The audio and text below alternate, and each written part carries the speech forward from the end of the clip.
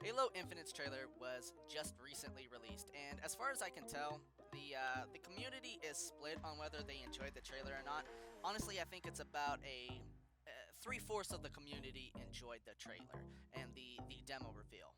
Personally, it offered everything I wanted to see, both the demo and the trailer. Plenty of new abilities, guns, and gameplay mechanics we can definitely dissect and look at in the near future here on the channel. I've been a fan of Halo since Halo CE released on the original Xbox. I've seen Halo transform. Halo reminds me of being a parent. You enjoy the young years and all they have to offer. But as your kid grows older, you see their awful personality traits become clear to you.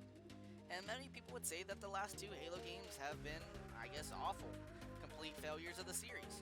The people had high expectations, and it led them to becoming heartbroken over core gameplay mechanics. Now, I'm not someone to pick games apart without offering positive and negative criticism. What you see with me is what you get. I'm not going to talk about Ryan because he kissed my girlfriend in 6th grade under the slides at recess. I'm just going to tell Ryan why I think he's a dick and how he can become a better person. So, take everything in this video with a grain of salt, because to be honest with you, I don't know what the hell Infinite has to offer at this current point in time in regards to multiplayer and a larger picture of the campaign. From the release of the trailer, I'll say I'm slightly surprised at how many new features that they added and made return from previous titles. So, let's do it. Let's start the meat and potatoes of this video. The reason why you're all watching me, your mediocre commentator. Here's my predictions for Halo Infinite. So, to start off, I want to address some negatives with the reveal trailer and the demo. The biggest complaint being the graphics. However, I'm not someone who really found it to be a huge deal. Personally, I felt the graphics were fine, and it's not really the most major thing I was looking at. Let's be real here. Who looks at Minecraft and goes, wow, those graphics suck? No, people play it because of the gameplay. And well, no shit. You know, Minecraft is basically a better LEGO experience. If they made a LEGO movie about the Avengers, what do you think is going to be better? The actual Avengers movies or the LEGOs one? No, people do it because of how they feel about the game, not just the graphics. So you can kind of take that example and put it in here. It's not only just a reveal trailer, it's the demo as well. The reveal trailer was much better than the demo, which should, I guess, spark some hope in some of you people that hate the graphics, because honestly, it just shows you how late of a build that this was. The word on the street is that the build for the demo was from 6 months in the past, and that's a long time for a game to come along, graphics-wise. And another point is that 343, just as many other companies had to work away from their actual workstations, due to our current pandemic. You know, the thing that's pretty much affecting everybody around the world. But, however, I don't believe that the demo should have been released in the state it was. The gameplay was good. The gameplay was everything I wanted it to be. Just the graphics needed be a little bit better, be a little bit more updated. But it wasn't a bad reveal at all. But I wouldn't say it was the best one either. I wasn't underwhelmed or overwhelmed. I think the demo was good, but could have been improved upon before release to the public. The reason why I bring the graphics up is because everybody is being anal about it within the community. Toxicity in the Halo community flows in our veins like V-Bucks flow through the minds of 11-year-olds all over the world. Like, it's honestly saddening. We're very negative. However, I believe that Halo Infinite's main flaw with the graphics was what many lighting experts refer to as a simple fix. Now, I'm not going to say I know anything about lighting because I don't. I'm just saying everything I've seen experts and other self-proclaimed lighting experts say that the lighting in the game was a lot lower in terms of usage and to the standard that we would as a community consider acceptable. However, I firmly believe that this will be fixed by launch and that we're just seeing a small glimpse of what Infinite actually has to offer. As far as animations go, the only complaint I have is that the Phantoms look a little robotic, man. If that makes any sense, I guess. They look like they had a fixed route. They absolutely could not stray off of. They had a very, very odd movement pattern. But again, I believe this will be fixed by launch. I'm sure it's not an incredibly hard fix. They're very smart people. As far as other complaints about the reveals, such as or about the demo, such as Sprint, I think we should wait to degrade 343 for adding it, because let's be honest, Sprint has been in the last 3 Halos. It's not really that much of a surprise that it's in this one.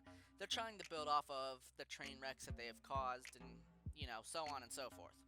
From my viewpoint, though, I don't think it'll be heavily relied on, though, like it was in previous Halo titles, especially Halo 5. It didn't really look like we had any outlandish abilities like Spartan charging and ground pounding and other, Power Ranger moves like that. Besides the obvious grapple mechanic, everything looked alright in my opinion. The only thing I'm worried about is how the mechanic will work in multiplayer, as they've already suggested that the grapple mechanic that is, will be in multiplayer.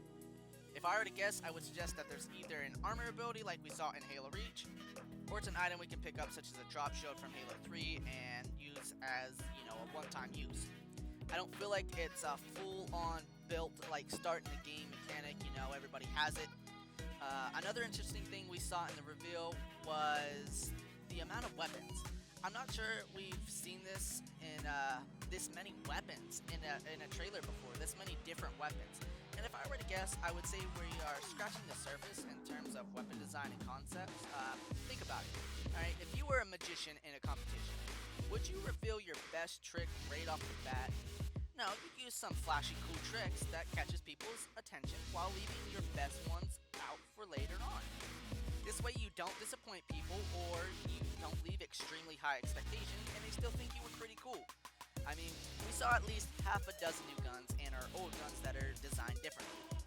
I will say the pistol is rather interesting. They did not go with a traditional Magnum and showed another different pistol off, which is basically like the gunfighter pistol from Halo 5. But as for other guns, I think their design is good, but they lack some color, at least in the demo. The alien guns are quite good as well, but the human guns, they lack small details in terms of lighting and color, pretty much like everything else in the demo. But as I've been suggesting, this will be fixed in the release of the game. As we can see from the trailer, some of the guns have had, an overhaul with the lighting and small details. Overall, my expectations for this game are still rather high, and my hopes really aren't down.